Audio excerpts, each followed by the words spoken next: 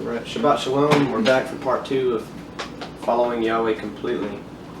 Just to kind of go over a brief recap from part 1, we were talking about the Yahweh's Torah is a map that will guide us, and his Torah will identify the correct trails that we are to be on, and Yahweh, who is our tour guide, has laid out the directions for us so we know which are the correct paths or trails to take that will connect us to the tree of life in the end. So just kind of going over a couple of verses we read last time. Numbers 14:24. But my servant Caleb, because he has a different spirit in him, has followed me completely, and I shall bring him to the land where he went, and his seed shall inherit it. So we see that Caleb has a spirit of Yahweh in him, and he follows Yahweh completely. Genesis 18:19.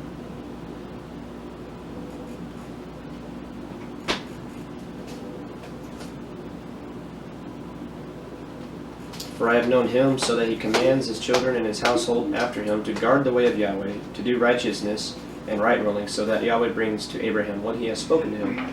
We went over last time the meaning, the Hebraic perspective of know, of command, and zadakah, or righteousness.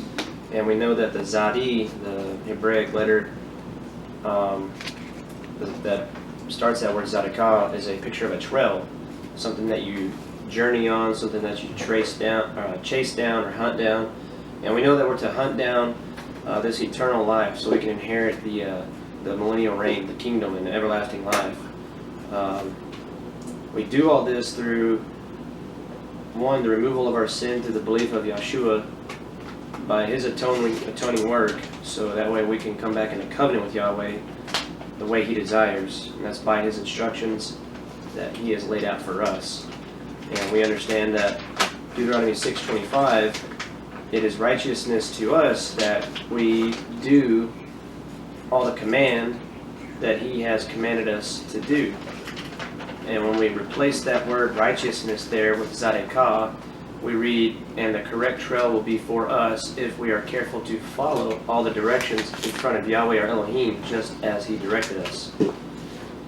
So Yahweh being our tour guide, we need to learn to follow him to stay on the trail, which is laid out for us through his Torah.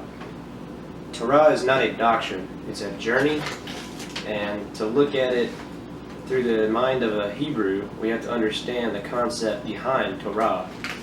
Not just that it's some type of doctrinal position that we listen to and go by. It's more than that. That's an abstract way, or a Western way of looking at it. So in this video, we're going to talk about keep and weigh. Depending on how much we get through it, we can keep on going. So going back to Genesis 18:19, for I have known him, so that he commands his children and his household after him to guard the way of Yahweh, to do zadakah, or righteousness, and right ruling, so that Yahweh brings to Abraham what he has spoken to him. And that's the Scriptures 2009 translation, the King James, for I know him, that he will command his children and his household after him, and they shall keep. So we come to keep, it's Strong's Hebrew number 8104, and we get shamar out of here. It's where we also get the Hebrew word shema. And we know Deuteronomy 6:1, the Shema prayer. Shema Yisrael, for Yahweh our Elohim is one, echad.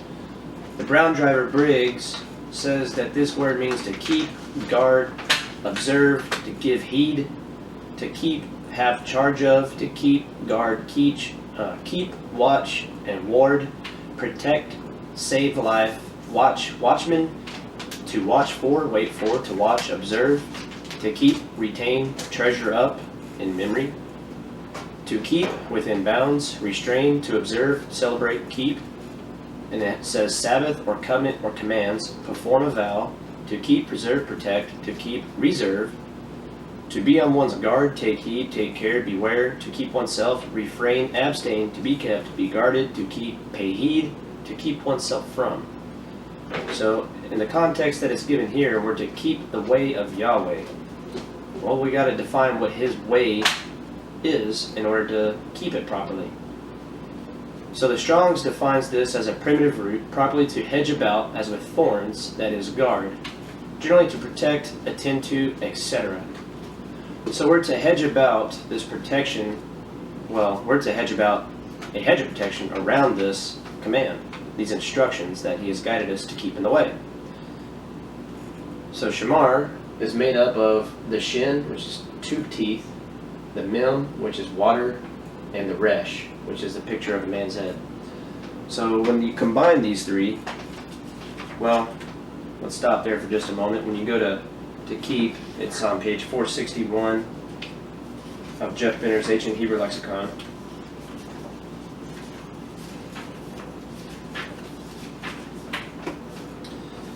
It's number 2835, section V. So this is the root, these 3 letters here. Its action means to guard. Concretely, it's a briar. And abstractly, we get custody. So a close watching of something for guarding or protecting. Shepherds constructed corrals of briars, thorns, at night to protect the flock from predators. We go down to section V. We get the shamar, means to guard, to watch over or guard in the sense of preserving or protecting. So here we are to preserve and protect the commands or the instructions of Yahweh. I want to stop and say something about Yahweh. The focus on Yahweh should not be on the pronunciation of his name and cause division in the body, because there's so many grammatical rules to first the Hebrew language of the consonant vowel rendering, and we have yod, hey, wah, and then hey on the end there. So that our focus should not be so much on the pronunciation of Yahweh, but rather the character of Yahweh himself defined in the Word. And that is what we're to do, to guard and keep, is his character that's going to allow us to reflect that very image of who he is in our life, so we can therefore be that light to a nation.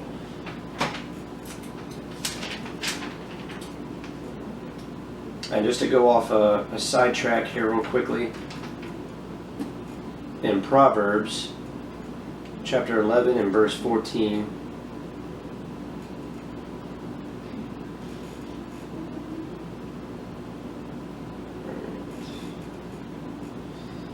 without guidance the people fall, but in a great counselor there is safety.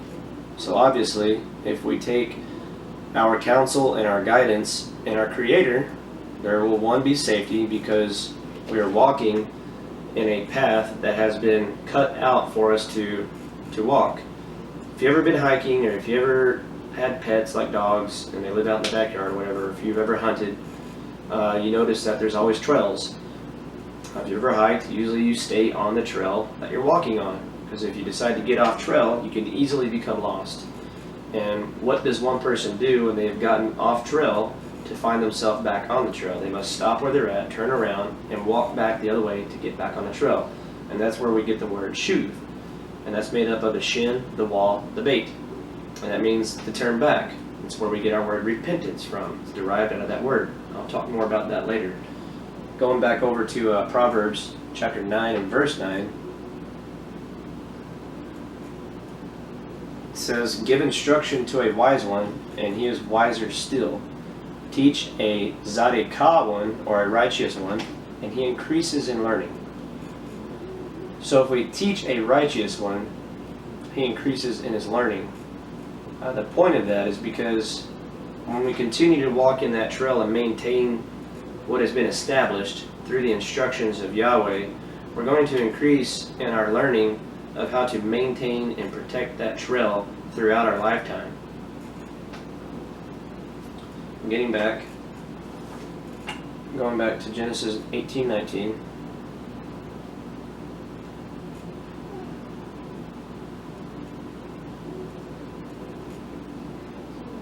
"For I have known him, so that he commands his children and his household after him to guard." So this is more a concrete translation of keep, to guard the way of Yahweh. So we're trying to guard about the way of Yahweh here. And one's actions or attitude is really what we're to do with his instructions. So it's our actions and our attitude that we have toward the covenant. Are we doing our very best to maintain and preserve the trail that has been laid before us in His Torah when we come back into covenant with Him. So oftentimes people will compare or parallel this word with that of obey and disobey. If we're not guarding the way of Yahweh, we're being disobedient. But that's where we can also get that word rasha, which means literally leaving the path designated for that individual. So one leaving the trail is where we get rasha. And out of Proverbs 11:5, let me go back.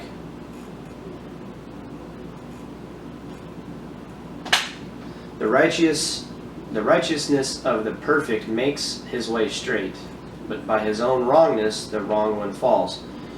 So the one who is obviously unrighteousness here, because there's a like I said in my previous video, in righteousness and unrighteousness you have a T-chart, two different groups of people. You have one who is righteousness and one who is unrighteousness. And here we see the one who is in the wrong, he's going to fall and he's going to fail. The one who is walking in a way that is straight and narrow, he makes his way more straight and narrow, more perfect. Therefore, he's walking on the journey. I don't have it up on my board. He's going to walk on that journey that's going to lead him to that tree of life.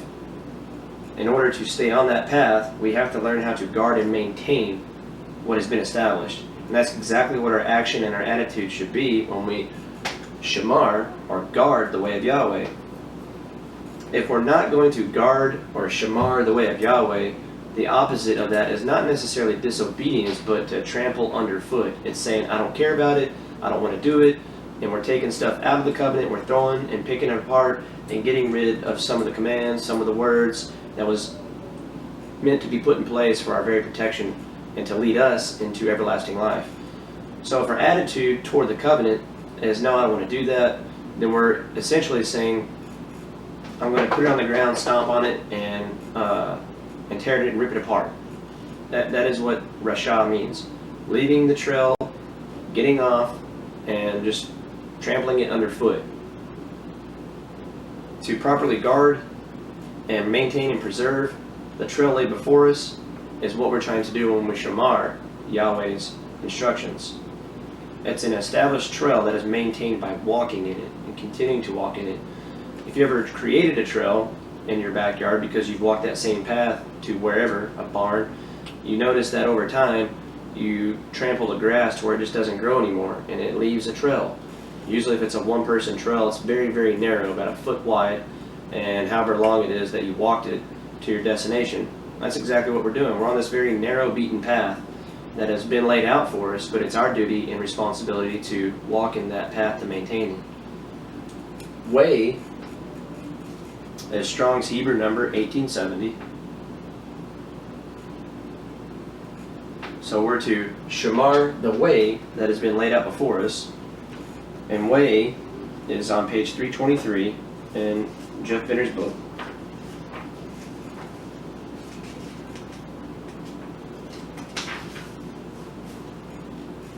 It's number 2112, section N. And the root, we have the dalet, the resh, calf, and we get derek. It's probably where we get our English word direction, I'm sure, somehow, and its etymology has probably led to that. So its action means to tread. Concretely, it's a road.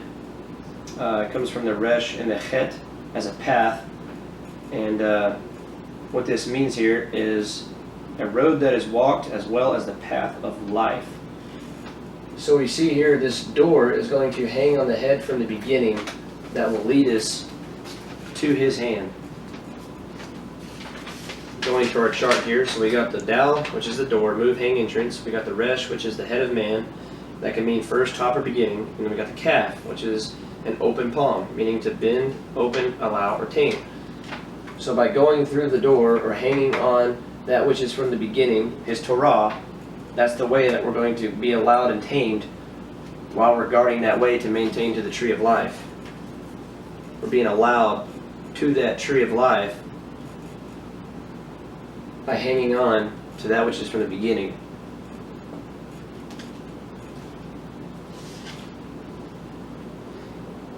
So for I've known him so that he commands his children and his household after him to guard the way of Yahweh, to do zadikah, or righteousness and right ruling.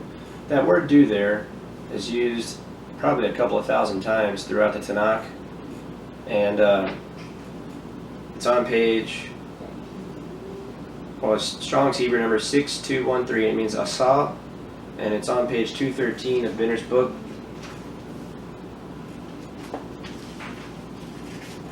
So one thing we need to look at in context here of a trail is when we do something, it's going to be some type of work or action that we perform in following to be on that trail. 1360HB, and it's the ayin and the sin, samek, I believe. And what this means, its action is to do, the making or doing of anything. And like I said, in this context of a trail, the zadikah, it's following and doing something to maintain, again, that path that we're going to be in. It's not just doing anything, but it's doing something that we've been commanded, instructed to do. To do or make something, a generic verb with a wide application meaning to do something. That's why we have to apply it to the context that it's in this verse. To do righteousness, do zadikah, we have to do something to maintain ourselves on that path, the very directions that Yahweh had laid out for us.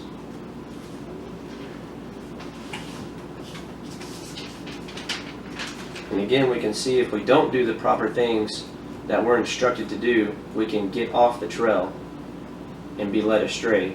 So we must shuv, turn back, to get back to that blueprint of that house, of Yahweh's household.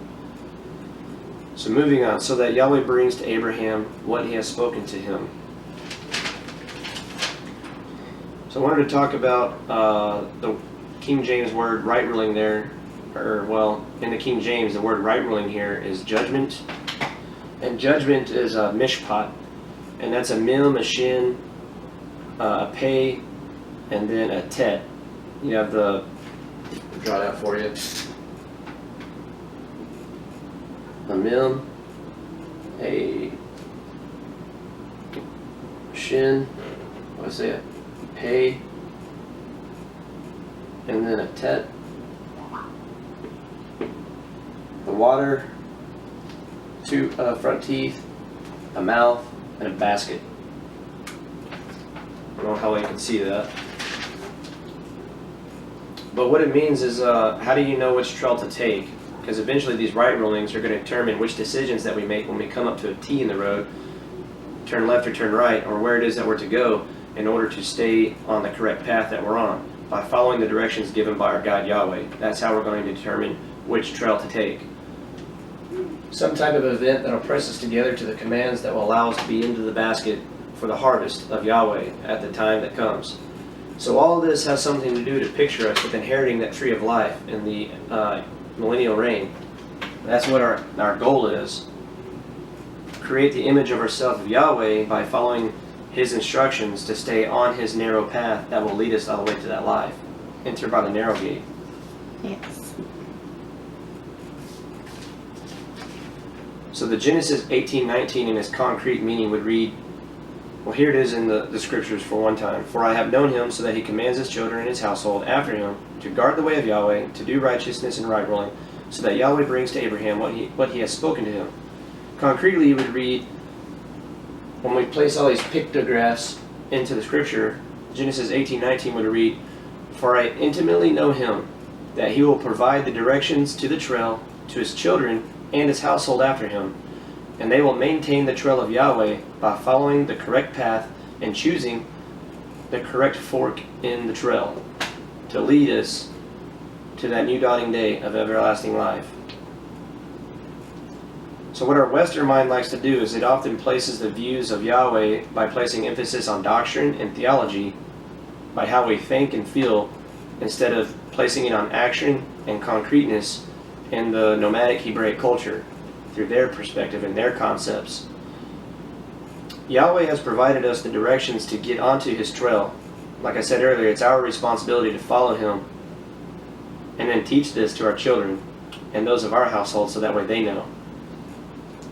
And this is the exact Hebraic concept of Torah, the journey that we're to be on.